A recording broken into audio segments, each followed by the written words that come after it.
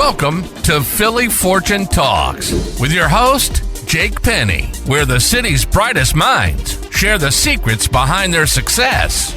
Are you ready to be inspired? What's going on, everybody? It's Jake Penny, your host of the Philly Fortune Podcast. I have a good friend of mine. We go way back, Rob Coldwell. He's the owner of Rentwell. They manage thousands of units all over, PA, Delaware, New Jersey. I can't even keep count anymore. An avid multifamily investor, redeveloper, his own guru in spirituality, actually got me into spirituality. So pleasure to have you on, Rob. Thank you for coming out today. Yeah, good to be here, brother. So tell us a little about your background, how you got started in, entrepreneurship, business, real estate. How did that fall in your lap? Because I love to hear that story. Yeah. Well, I wanted to play golf when I was a kid, and I was going to have to afford that myself. So we started a little landscape lawn mowing business in Drexel Hill, Pennsylvania. We'd mow 3 lawns. We'd split the $21 3 ways. That got us around over at Caricon and Cobbs Creek there in like the West Philadelphia area. And I liked it. I liked earning money. I like working with my hands. From there, I went to Penn State University, studied finance and real estate, read Rich Dad, Poor Dad, understood it wasn't the money you make, it's the money you keep. Then I had a mentor say, yep, and out of what you keep, how much debt can you take on to build assets? So it's like the opposite of the Dave Ramsey plan. And I find myself now in my early 40s managing a lot of other people's real estate, but also managing a fair amount for myself and my business partner, TJ.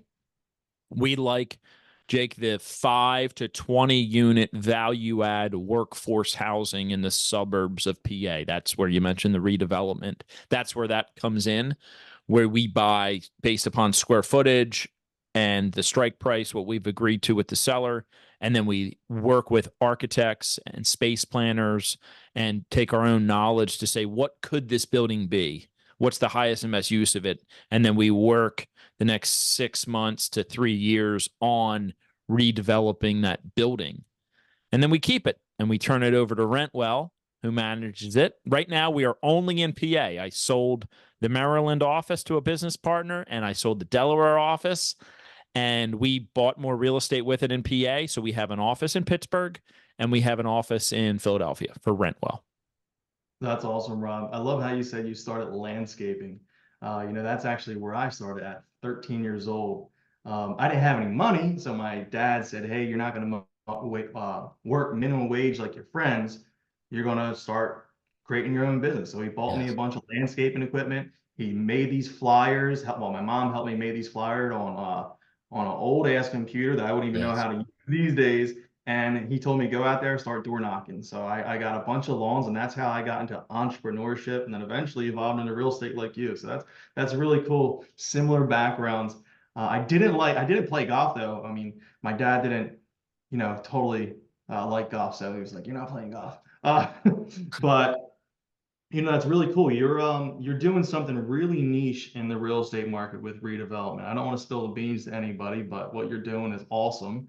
Increasing cash flow on these buildings, threefold, 3x than what you would regular rent a unit for. Yeah, we can usually we're buying assets at the end of their useful life. So for instance, we're under contract right now. We'll settle at the end of this upcoming month on a 4-unit in Spring City, Pennsylvania. It's 4 units. One of them's commercial. It's vacant. It could be residential. It could be converted to residential. Another apartment, the tenants haven't been paying. 2 other apartments are under rented and they are paying. So it doesn't take much to 3x the returns on that. I think what you're also alluding to and spilling the beans is that we do for 20 years. The second home I ever bought, Westchester, Pennsylvania, allows you to rent to 4 unrelated occupants. And what I found was it was less risky for me and there was less turnover cost to rent to 4, let's say, young professionals than it was to rent the whole house out to 1 lessee. And then I might have some vacancy and now I got to, repaint between tenants. And the returns have been higher breaking it down by the room. That's called co-living. In other parts of the country that don't have the same restrictions as PA, I have friends with single family houses that have 8, 9, 10, 12 people renting rooms in these houses. They might set up multiple kitchens, multiple laundry centers. Like, you have to find the right location that can have that many cars. But it's before, there used to be a lot more boarding houses than there are right now. And we help solve affordable housing by doing, on a smaller scale, the co-living model. It's higher intensity management, so it's not for everybody, but we make it work. So how do you stay on like top of, new legislations, code, updates in code, or just anything? Because that seems like that can turn very quickly if new politicians get in, or That's um, right. anything like that. Because I mean, it sounds like it's an awesome business model, crazy cash flow, way better than regular rentals or Airbnb or whatever. And you're Right. solving a huge problem in our country, affordable housing. But also, how do you stay on top of making sure you can keep moving forward with that? Yeah. So about 15 years ago, when I had owned these houses in the borough of Westchester for a few years and recognized that they don't cash flow if it was only, like, let's say, 3 unrelated. You really need the 4th unrelated. And these are larger homes in Westchester, right? You're talking 2,500 square foot, 3-story twins or singles. And that's when I got involved in a local landlords association. And then I would go to borough meetings myself and show up there, take some notes. I would never raise my hand, never ask any questions. And one time, Jake, I got pulled over after one of those meetings. By a police officer. They said that I ran a red light. I never ran a red light. They pulled me over just to find out who I was, which is interesting. They wanted to know who was this guy that kept showing up to the borough meetings and sits in the back. Most of the time I would be on, at that time, like, I don't even know if I had a smartphone, but I would just be taking notes or working on my own thing. And then, because you sit in an hour-long meeting or longer, you might only be interested in one piece of legislation. Now, when I do it, so to answer your question, I invest in the city of Coatesville. I invest in the city of the municipality of Royersford, Spring City, and a couple others. I will go to their planning meetings, zoning meetings, redevelopment authority meetings, city councils. If they have any economic summits that they've put together, I will try to get invited to those. And what I've had to learn is a little bit of the politics, right? There can be a lot of ribbon cutting, a lot of talk. What I'm looking for is non-political people that live in the community, that want to raise the standards of the community, that want to bring in a farmer's market, that want to set up a First Friday event where maybe the shops stay open a little longer. In a lot of these small towns across the country, if you don't have a really good restaurant that brings people into the town, the businesses close at 5 o'clock. Like, think about a small town. Like, if there's nothing to do, meaning, i.e., a restaurant, and then have some nice drinks afterwards, the towns don't have a nightlife. And then they can suffer from that. You can have increased vacancies, right? So what my part is, I keep track of, I'm a member of RIA groups. So meetup groups aren't necessarily RIA groups. RIA groups are really important because the dues help to fund people that will track various legislation. So once a week, I get updates on various legislation. That's more on the Pennsylvania level. As it relates to co-living, they're not going to restrict it any more than they already have. 3 unrelated people in a house. I mean, it's like, I don't agree with it, but it's what the rules are. And that's what the rule is in most of Pennsylvania. In other parts of the country, they don't have these rules. Some larger companies, one's called Pad Split, they have taken on and challenged the rules. So that's interesting. I will track what other larger companies are doing, right? Because I'm more risk averse. I don't need to be in any more lawsuits that I already get in because of just being in property management and taking tenants to court for late payment, things like that. So RIA groups, planning committees, and then just networking with other landlords and finding out what's going on with them. And then the towns that I'm involved in. I just try to do the best I can to improve my buildings. I spend money on exterior lighting, landscaping, redoing parking lots, redoing exteriors. None of those things necessarily drives a dollar for dollar rent. Over time, it will, because you attract a different type of clientele, a different renter. And I show up where, okay, here's a landlord that's not just looking to take from the town. Here's a redeveloper who's looking to raise the level for everybody in the town. And so far, it's been working out well for me. It hasn't always been perfect, but I'm learning as I go. So you said that there's only allowed 3 unrelated people per dwelling. Now, how do halfway houses get away with having so many unrelated people? Right now, like let's say for the city of Pottstown, they're really not checking it, right? They're not doing, as far as I know, like these annual visits. So I think they're just turning a blind eye to it, quite frankly, because we've managed some of those recovery houses in Pottstown for landlords and collected the rent and coordinated the maintenance and all. And then in other towns, they are doing annual inspections. They will check. I mean, the borough of Westchester, I mean, you cannot rent to students more than one full-time student. They want you to send in names, phone numbers, email addresses, and then they'll have staff, allegedly, right? That's what I'm assuming they're doing with this information, double checking school rosters. Wow. So, yep, you need to know about this stuff beforehand. And look, some of it is there in place for a reason. Like the borough of Westchester would not be the same borough if they didn't put some restrictions on it, because at a certain point it would have made sense just sell my house or rent and rent it to all the students. There are rooming house designations. So you can look up. They're not easy to find online because the MLS doesn't have a search feature that I'm aware of. If any of your listeners know of how to do this, I would love for them to email rob@rentwell.com and let me know, or tell Jake, and we'll talk about it at the next Every Man's Mastermind group, right? There's not an easy way to find rooming house designations, but they do exist. They are they don't trade hands very frequently, but that's how sororities or fraternities are. If there are sorority houses, that's what they would be. There are rooming houses in Westchester, in Coatesville, and there's a whole train of thought where you can challenge the zoning based upon discrimination. And I haven't gone that route, but there are some attorneys that specialize in that. It's just going to take a lot of political capital to try to get, let's say, a single family home or a duplex zoned as a rooming house.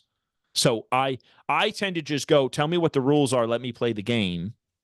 Right. And this is a growing part of my portfolio, but of my overall portfolio, it's less than 20% of my apartments. Most of my apartments are market rate or subsidized housing. I have a few luxury, just meaning that they have a higher price per rental square foot. So I know that I have a little over 70,000 square feet of housing. Like that's how I look at it. Then I know what my rent rolls are. So if that 70,000 is bringing in $140,000 a month in rent, I'm right about $2 a square foot for rent. So when I'm looking at a building, I'm buying this amount of acreage, I'm buying this amount of existing square footage. What am I paying per square footage? And then what are my renovation costs are going to run about $100 a square foot for major renovations. Okay. Then what can I rent it at per square foot in this market? Could it be an Airbnb? I don't do those anymore in the suburbs. They don't seem to be. That was a COVID thing. That's kind of over.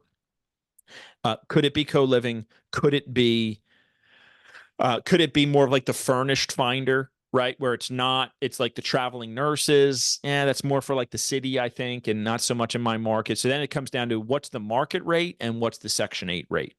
And that's pretty easy to find online based upon Section 8 prints their list, and they'll let you know for how many bedrooms they pay. And then the market rent, Zillow has a lot of that inventory still as to what the landlords are renting.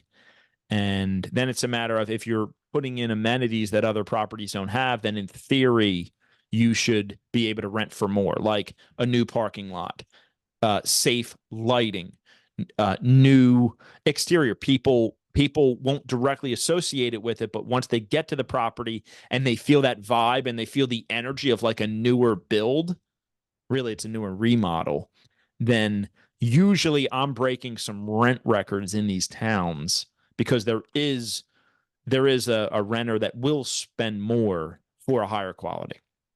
Oh yeah, absolutely. There was a while there, still now, that I was breaking rent records or sale records just because of the finishes we were bringing into those neighborhoods. Yes. People, if your product stands out, you will have a resident and not a tenant, and it'll attract better people. And that's what the name of the game is, at least for us. And it sounds like for you too. You want that like niche resident for your buildings. You don't want a tenant. You just want someone that's going to treat it like a home, respect it like a home, and not a rental. That's what I like about your business model, Jake. I'm doing it with these medium-sized apartments. You're doing it with the scattered site single families. Your tenants are going to stay longer than my tenants, most likely. So you're gonna save on unit turn cost and loss to lease, on vacancy and possibly rent collection. I like that when you talk, uh, um, you know, solid wood cabinets, granite countertops, recessed lighting, hard surfaces. That model works as long as you do, which I know you do, the back end mechanicals. Yeah.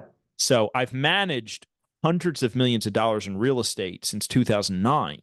And I have had, and it's happened to a few close friends, where they were buying these buildings and houses in, like, let's say parts of Delaware County where the taxes are very high. And they were only doing cosmetic rehabs at best. And then they got snowballed when a roof is leaking, a tree limb falls, right, and does damage. A heater's going out, a hot water heater's going out. Then the tenants aren't paying rent. And I didn't buy real estate for a decade. I bought in like 05, 06, bought my primary residence shortly thereafter. And then I jumped in with both feet as I was selling the Rentwells, the extra offices, I'll call it, right, to just focus on home, diamonds in my own backyard. That's when I jumped in, and then this asset class was there for me. So I like your model in that you have a predictable flow of cash from your houses. What I've learned is not every investor thinks that way. Right. And actually, they think the opposite. Oh, I'm going to rent it subsidized. It doesn't need to be nice. Nah, dude, you got it wrong. Yeah. Like new windows, screens in windows, like adorable paint, hardwood floors, or ceramic tile, or luxury vinyl glue down plank is what we like to use, and like hard surfaces. Then you have an asset that makes sense, and you have a predictable stream of cash. Yeah, Rob, once I started investing with a mission and a purpose, our whole business went parabolic. For a while there, we were super transactional, doing fix and flips, doing the regular rental, all that stuff. But then once I got into like subsidized housing, or that Section 8 VA, rapid housing, witness protection, single mother stuff, everything just really exploded for us. And I just felt more purposeful, like I was doing good. Yeah, we get into real estate for money, but what else can you get into real estate for? Is it, people just see the dollar figure. Oh, I'm going to get rich in real estate. Well, it's going to take a long time, one. And then two, it's like, if you just do it for the dollar, it's not going to work out for you. That's my opinion. Yeah. So you said you were risk adverse.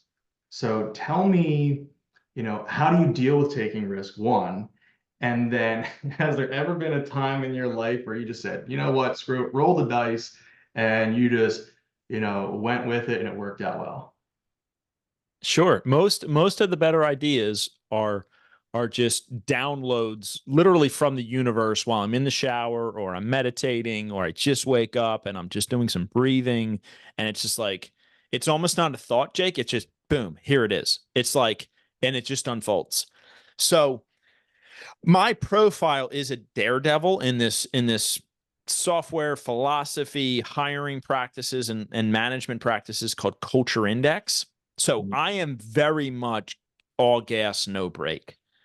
But I've had to temper that with almost going broke, right? That's not fun. Talk about most people get into real estate probably because of fear, probably because they want to earn money, because if they don't have money, they won't be safe. And it's like all this psychological stuff, right? Why else would we want to own hundreds of houses that we're not going to live in?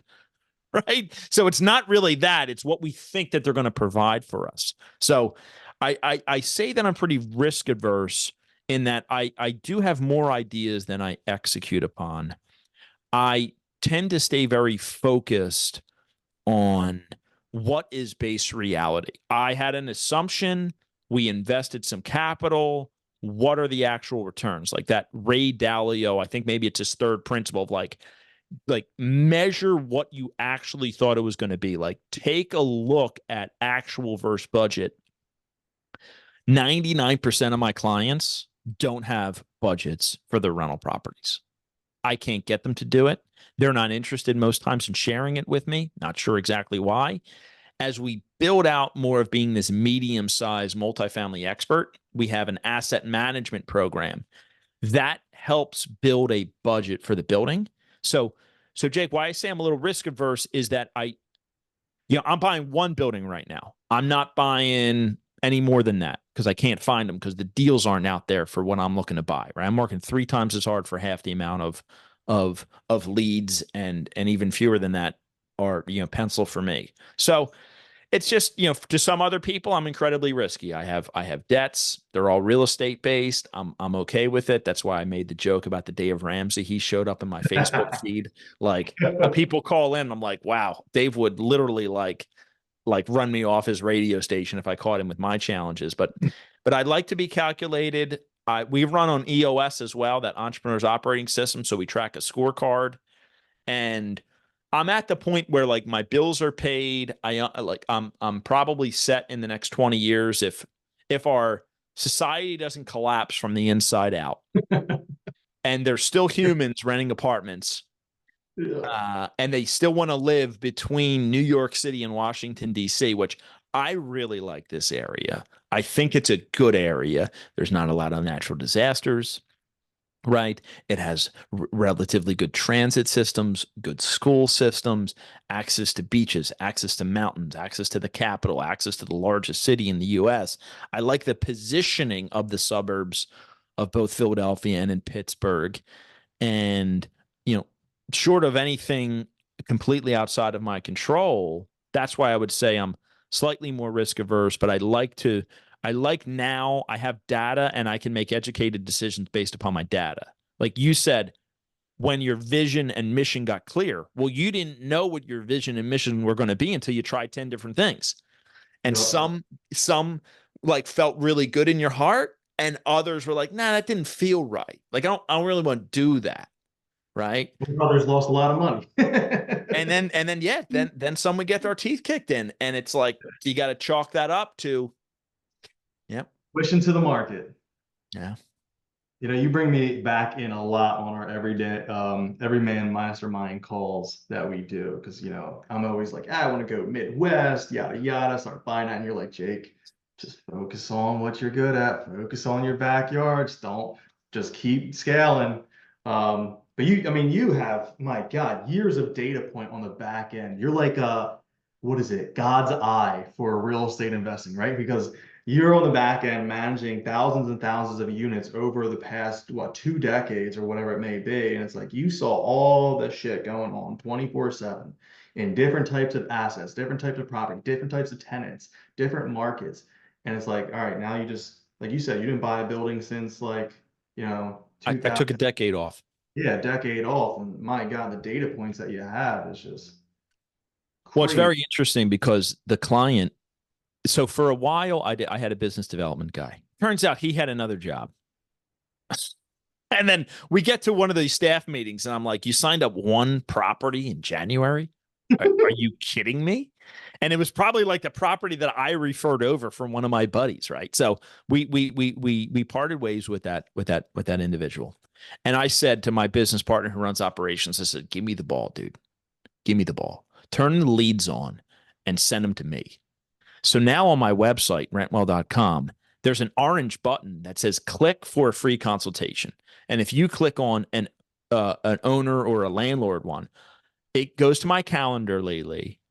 I always have a hard time saying calendar lately. Like it's hard to say that really fast. For 15 minutes. And here's what I'm seeing, Jake. I'm seeing a very smart primary residence owner. They own their home. They have a low mortgage rate. They want to retire. These are the baby boomers. They want to retire, but they're like, but the real estate's worth, it's like doubled even in the last, probably 5 years in some of these markets. And now what's great is I have the data points because I am making customized programs for them to rent their home for a few years. Then they need to sell it so they don't lose their primary exclusion, right? Homeowner exclusion. But I'm saying, well, why can't you sell it to your own LLC? You save those capital gains, then you have a new basis in the LLC that owns the building, right? That is a different conversation than 4 years ago with clients. It's a different conversation than in 08 and 09, which is when I got Rentwell started. 2009, 10, 11, 12, people didn't have the equity. So they were, and I'm talking about the accidental landlords here, the real estate investors, their game has changed as well. I think we're going into a market where for the last few years, it was kind of easy to find somebody to qualify for a rental property. And now it's getting harder. Inflation has taken its, the average renter is taking its lumps from inflation, right? And some of them are living by their own set of rules and they're faking identities and tax IDs, right? And all of this, and more than a third of applications we need to say, whoa, this isn't right. We actually use AI to do that. There's softwares out there. So that's the advantage that I have over a mom and pop operator is that I have a staff of almost 40 people at this point, vertical integration, and I have somebody full-time running background checks, verifying landlord references. I don't care who your current landlord is. I want to find the landlord 2 renters ago, two leases ago, right? At least 1 lease ago. So I like to stay active in the business. For a while there, Jake, I thought it was just passive. I thought it was mailbox money. It didn't go well, right? I didn't have the leadership skills that I have right now. That's growing, right? And I'm more grateful for the business right now, and I see the real power in the management side of the business, which is one of the harder sides. And I'm grateful, and I'm grateful for also be connected with guys like you because you still have the fire. I don't have as much of that fire anymore.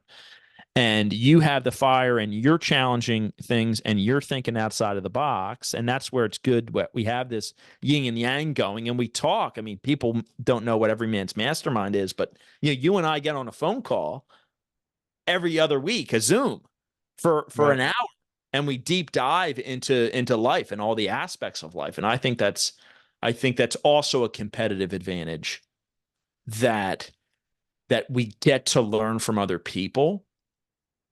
And I think our society has lost some of that.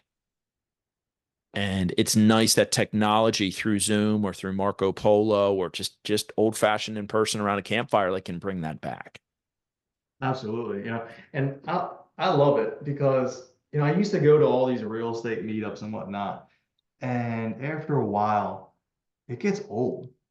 You go to these real estate meetups, you hear the same shit. Oh, I'm looking for XYZ value add, this price point, this cap rate, blah, blah, blah, blah. And it's like, all right, well, maybe they're having the same conversations over and over again.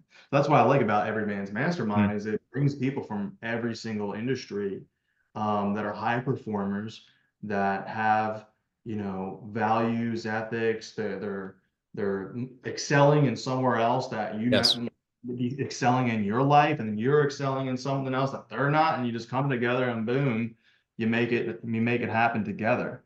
So Right. yeah, thanks for letting me into EM. So Well, what you is circled around it for a while. You did yeah. a couple vision board parties and everything else. And it's all right. Oh man, what was Let me that? check this out. 2016 was the first event that I Oh, did. James Spooner, right? Napoleon Yeah, Hill. Yeah. Sooner, yeah. Oh man, who was he? Oh, Jim Rohn. He was a coach for Yep. Jim, right? Yeah. Yeah, that guy. Is he still around? James is around. Yeah, I get a holiday card from an electronic one, about twice a year. So Okay. Mr. Spooner's still around. Maybe he's listening. Who knows? So what does a day in a life look like for you? I know you're, an advocate meditator, an avid, spirituality person.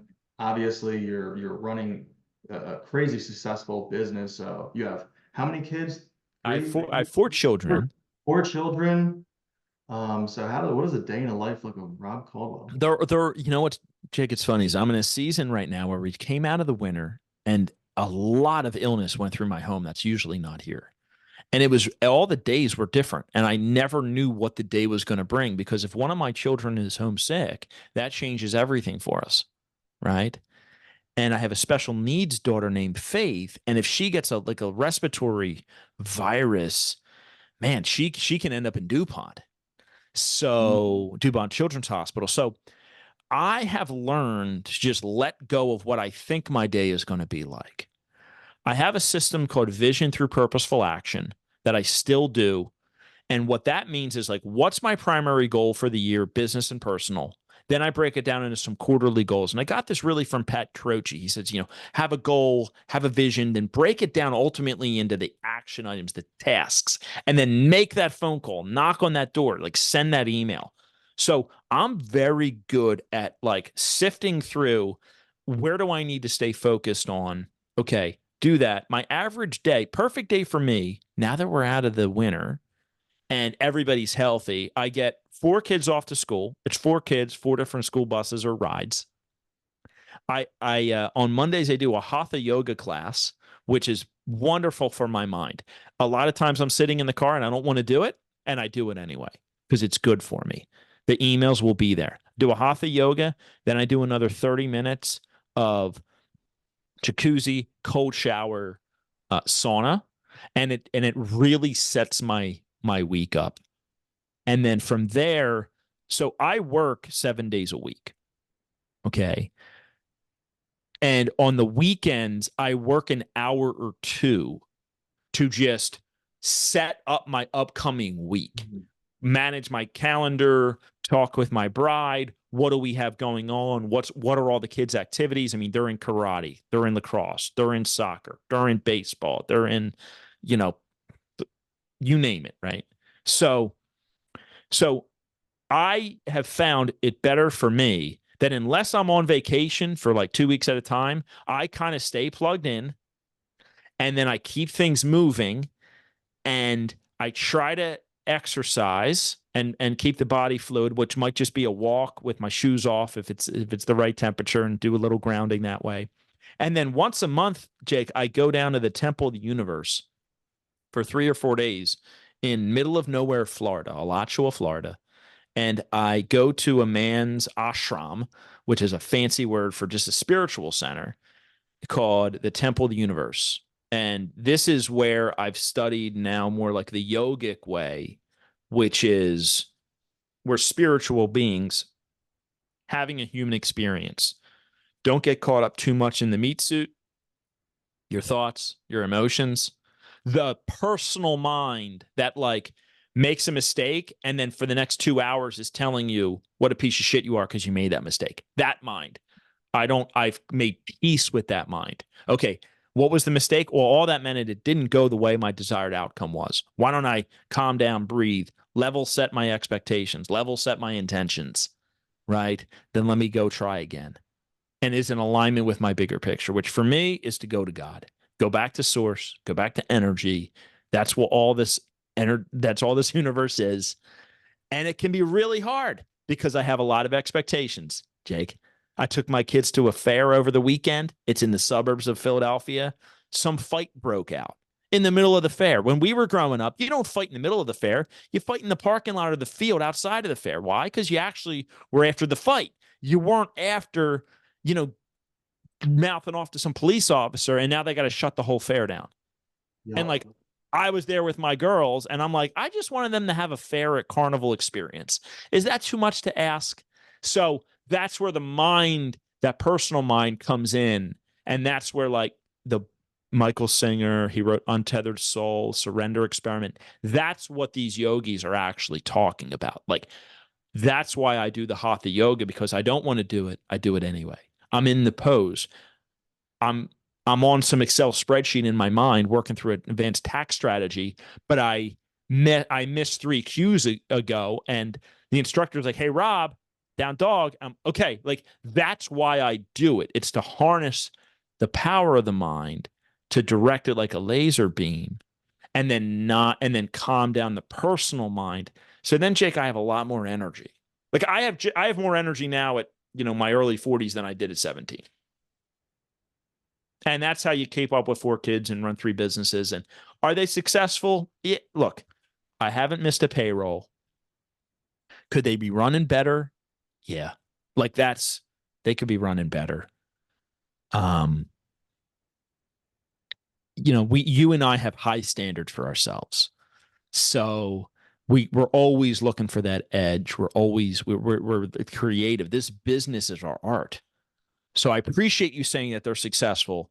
Our customer service scores are very high. Our employee, we actually measure our employee satisfaction, because like something like 40% of employees are actively disengaged in work, which is crazy. So I appreciate that. That was a long answer to a shorter question, and I actually couldn't tell you what your original question was, but somehow Don't you love that? I love when that happens. It's like, oh shit, what was that even question even mean? Did I even hit it? you're smiling and you're listening well, and you're not giving me a cue like, "Hey, Rob, cool." That's funny. I was the same way for the longest time. Like, I didn't wake up at 5 o'clock in the morning or 5:30 and do my morning rituals and get, my journaling, my meditation, visualization, affirmations, my exercise, get into the sauna, blah, blah, blah, blah, blah. Yeah. Read. Like, I'm a super slow reader. So reading literally takes an hour of my time just to get through, 30 pages. And I was never a smart kid or anything like that. Funny story is, like, in middle school, I went to Catholic school. I wasn't even in the school. I was in the trailers outside of the school. Yeah. Just because, like, I couldn't comprehend shit. But and this is where EMM comes in. We wouldn't say that you were not a smart kid. We would change that language, right, to just say you learn differently, and the way that they were testing you, and maybe your ability to focus, wasn't at the same level as the other kids. That's what EMM's about, and neural integrative programming. And so anyway, I'm on a tangent here, because actually you're highly intellectual. You're highly smart. Right. I think you're very smart. You just may not at that time have. I have a son like this. They wouldn't let him have Pokemon cards in school. Do you know what he did? He made his own Pokemon card set with his buddies, and they invented it. Innovation. But if he doesn't know where those cards are, he's going to lose his shit and possibly act out in school because he can't find where his cards are at right now. Yeah. Not a not smart kid. They weren't teaching me the shit that I wanted to learn, or they were teaching me what I was interested in. Now you come to my house, I have 2 full walls, 4 to 7 books that I read almost a book a week, Wow. And it might take me a little bit, but I invest in it. I love to learn now. I'm a kid of, what's the newest information out there? Hey, is there a mastermind? And you could be the person that chases the knowledge, or what do they call the lifelong person that never actually does what they're. Oh, sure.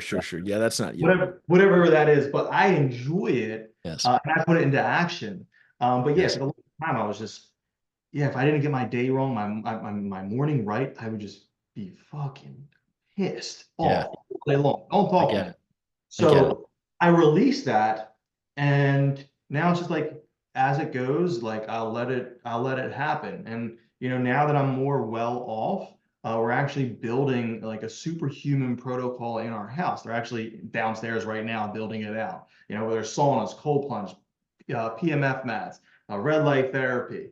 You know, it's really cool. But also another thing you said too is that you said, I think you said like you get really hard, you're really hard on yourself, or you mess up and you break down on The yourself. thoughts can be. Yeah, the thoughts, The you know. thoughts can be. And there I have a huge distance between me and my thoughts. My soul, my witness observer, and the actual thoughts I think.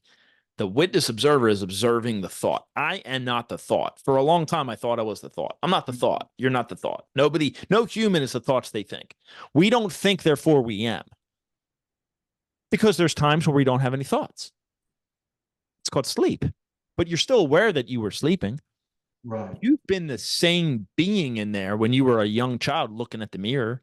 When your dad said, "No, you're not golfing. Here's a weight. You're going to lift the weights before you go outside." We stay the same being for eternity, I believe. It's the meat suit that changes. It's the thoughts that change. And there is a path where even if you don't do the prayers and do the meditation and do this cold plunge and the red light therapy and all that kind of stuff and the next genome, whatever it's going to come, the yogis say, why aren't you at peace? Why don't we look at that? You don't need anything to be in your natural state. Right. So that's what draws me to it, Jake, because it's not like, oh, how's your business life and your spiritual life and your family life and your relationship? It's only one life. And to me, it's all a spiritual exercise that we go through. And that makes it that much more enjoyable. And to show up and just wake up in the morning and be like, oh my God, here I am. Here I am again. I wonder what's going to happen today.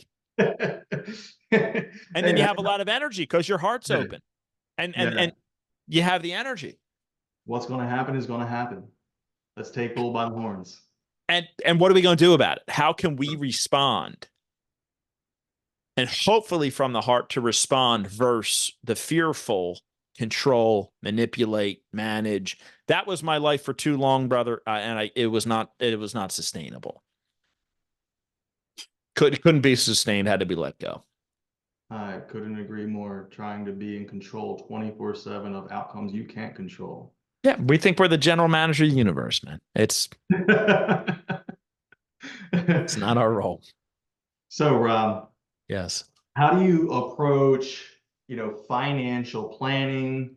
You talked about real estate. Are you in anything else? How did you necessarily get to where you were? Yeah. Multiple income streams, all that jazzy stuff. Okay. So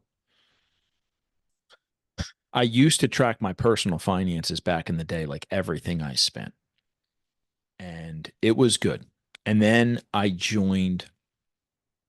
tried to join a local mastermind group that was an offshoot from some guys from EO. And I interviewed and I wasn't accepted. And I said, okay. And then I was early in on a group called GoBundance, which is a really cool group. And I had a very active role in that group for a number of years. And I took some time off. Then I went back and then I just said, for me, it's not worth the $15,000 and the 3 weeks away from my family. And I just set it down. That group was very much focused on the overall well-being of, call it the man, right? The human. And that was very good for some things like passive income, but also really like the better your active income is, it's easier to grow your passive income. So what I personally do, Jake, is probably a little bit more than the average individual, but I have a bookkeeper and I will every month, all of my personal books, meaning my income, meaning my bank statements, I download. And it takes me about 45 minutes at this point because I have some templates built in Excel. I'm a big Excel geek. And I code all of the transactions and I look at them all. Then I send them to a bookkeeper. And then she sends them back in a QuickBooks. And I can look at them like a business. So that's what I do for my personal life. And I use the bucket methodology. So every month I move money aside for fun, house improvements, tuition, and personal development. Okay. And then the latest one that I want to do is tithing, right? Because I'm always like, if I'm on Facebook and I see somebody needs a GoFundMe, man, I send them some money. Or I sent $150 to some friends today that are going to Cuba. Like that's how I do the tithing, right? Like I'm the guy that shows up just right to the person. That's what I like to do. So I use the buckets, and that helps me live more abundantly. So the fun bucket is building up because we're getting into the summer. We didn't take a winter trip. So I think there's like $6,000 in my fun bucket. Cool. So when we're doing things at the beach or taking adventures or whatever, I will move that money over my personal account, and then I'll see that on my reconciliations at the end of the month. I also recommend for any real estate investor to not just look at your income statement, but look at your cash flow statement, because the cash flow statement is going to show you the mortgage principal. An income statement's not going to show you mortgage principal. And then most importantly, look at your balance sheet. So I've been tracking my personal balance sheet for a decade. And my personal balance sheet is different than what my CPA's balance sheet for me is. Right? Rentwell is worth $0 according to my CPA, right? Because I bootstrapped it. I never really funded it. I bootstrapped the damn thing and didn't pay myself for a number of years. But it's worth more than $0. I can guarantee you that. So I have a number of what it's worth to me. Right? I have the estimated number of what my real estate is worth. And I do conservative numbers based upon a cap rate and based upon some real estate transfer taxes and all. So when real estate investors are only looking at, let's say, their income statement or their cash flows, they're forgetting about one of the best pieces of real estate, which is passive losses through mostly depreciation in the early years, and then also appreciation. So I know, Jake, within a dollar or two, what my net worth will increase just upon my real estate holdings. And you know what? That does help make it worthwhile, because this is your model and my model are both the crock pot way to wealth. You're further ahead with your cash flows per unit, and I think your renovation costs are lower, and I think your acquisition costs are lower, and that model works for you. That's great. So what I look at is I have a spreadsheet that says, here's how much equity is in each building. Here's what the principal pay down is for the next year, right? And then let's do a nominal. I do like 1.5% for appreciation. And I know what that number is. And I'll tell you, Jake, it's a pretty significant number for me. So separately from that, I need to figure out a special needs trust. I need to figure out, I do believe in college, right? Okay. I have some of my children will absolutely go to college. One wants to be a doctor. I think it's a noble profession. Great. I want to support her in that. So there's a next level of estate and tax planning that I've never had to face before, but I'm going to face it how I face anything now, which is I'm going to learn from other people. I'm going to ask good questions.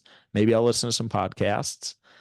Maybe I'll talk to other friends. My friend group is like from probably like 21 years old up to like 80, literally.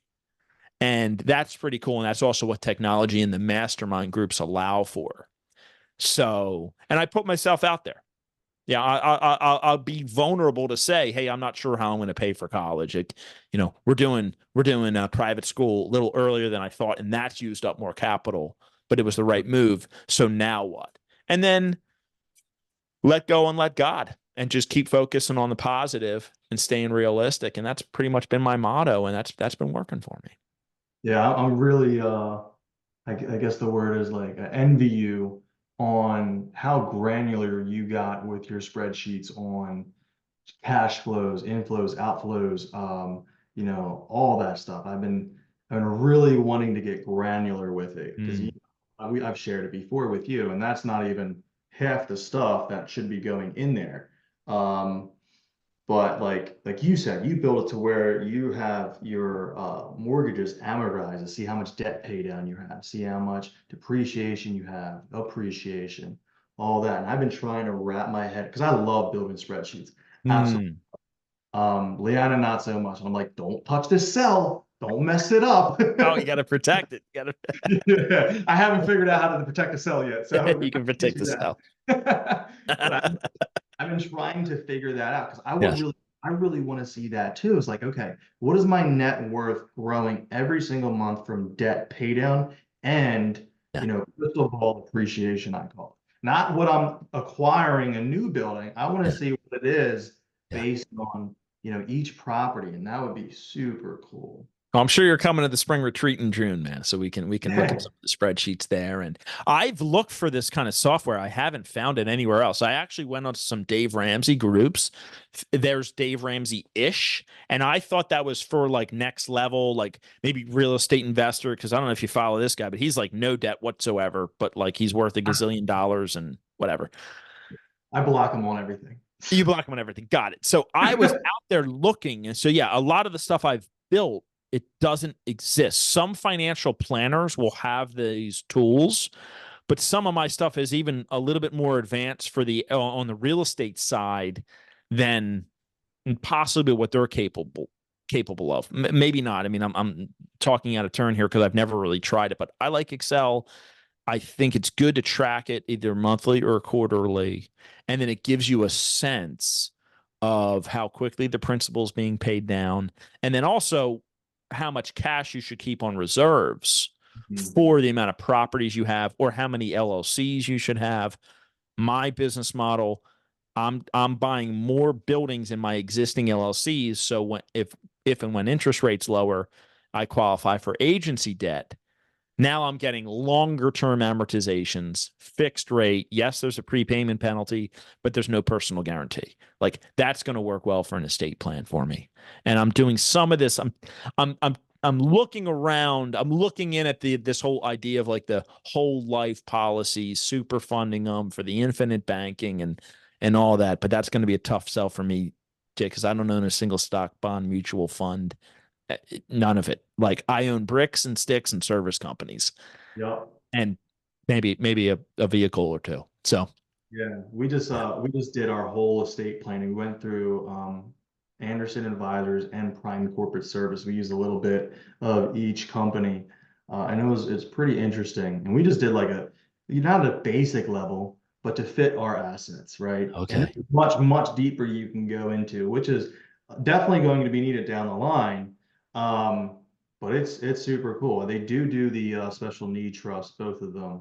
So that's somebody you can reach out to, Prime Corporate Services, and then Anderson Advisors. Good Um, to know. it's definitely needed, because anything can happen to us at any time. And you, me, work so hard for what we have for our families and future families of our generation. And it's like you don't want it to go to waste. There's no U-Hauls following hearses, man. So, you know. There is not. But yeah, it But would be nice that yeah, there's a whole God, you and I could talk for hours, but I mean it's the methodology and the philosophy of I'm grateful that I'm like kind of that first, second generation and I'm able to spend a lot of time with my children and they can see what I do. And I bring them out to some buildings and they you never know when they're interested or not, which is interesting. And early on, my one daughter said to me, I never want to be self-employed. I said, why do you say that? She said, I can see how stressed you are. mm, Whoa, okay. Yeah. Does this need to be stressful? Like, what am I doing? You know? So I don't think an artist is really getting stressed when they're doing their art. And I had to shift. That was like, I learned so much from my children. And that statement there was like, wow, like what is stressed about this? Why am I? Because that's conflict. And that's when a lot of this happened for me with reading the book The Untethered Soul and then going down to that temple of the universe and learning. Meditation is something that it is a skill to learn. Most people say, I can't meditate. I hear my thoughts like, yeah, I get it, bud. Like, I get it. That doesn't mean you can't meditate. That just means that you have like basically the sink's clogged and it's going to be clogged for a while. It's like mm, having a swimming pool with a bunch of leaves and dirt at the bottom, and then you get in there and stir it up. The water did look clear. Then you jumped in and stirred it up, and you're just more aware of these thoughts that are always going on. So Kids are fun, man. I encourage you to have lots of them. I think your generation and guys like you should Solve the world fill population it back problem. up. Well, Rob, I don't want to hold you any longer. You're a busy man, but I do have one final question for you, if you don't mind. What's on the horizon for you? Big goals, projects, what are you excited about? I love my redevelopment projects. I want to continue to master my craft in this medium multifamily value add workforce housing. I love that. I'm excited to see my kids grow up and see the challenges that they'll go through and be there to support them. And I want to continue to go back down to my temple of the universe and continue to spend time in deep prayer and meditation and see where that takes me. There's a man named Yogananda who came to this country about 100 years ago, and he was really a powerful dude. I have a lot of respect for him. He wrote tirelessly, and he gave speeches, and all of his stuff has been recorded, and you can learn from him. And that's where I'm at while I keep up with my health and make sure all the cash flows stay well, and to continue to meet great people like you, Jake, and learn from what you're up to and support you and all your listeners and whatever dreams and goals and visions that they have, right? Like just being team human. That's what I'm excited about. I'm grateful for God's gift of life and making the wake up list. And here I am. Also, Rob, how can somebody get a hold of you through Rentwell, EMM, or anything? Right now on Rentwell.com, on the main page, there is an orange button that says click for a consultation. If you click that consultation and then you click the one for a landlord or a property manager or owner, it comes to my calendar lately. I'm having, Jake, 4 to 5 conversations a day now with just people that have been to the website and they want to connect because they're interested in real estate. They have a property. Usually a proposal goes out shortly after they want to invest in a deal. So that's something newer. And then, from the website, my email address and it's out there, rob@rentwell.com. I'm pretty easy to get a hold of, man. Cool, Rob. Well, thank you coming on Philly Fortune Talks podcast. And I hope you have an awesome day. Till next time. Thanks, brother. Thanks for tuning in to Philly Fortune Talks with Jake Penny. Inspired to share your success story? Visit phillyfortunetalks.com/guest and let's inspire together.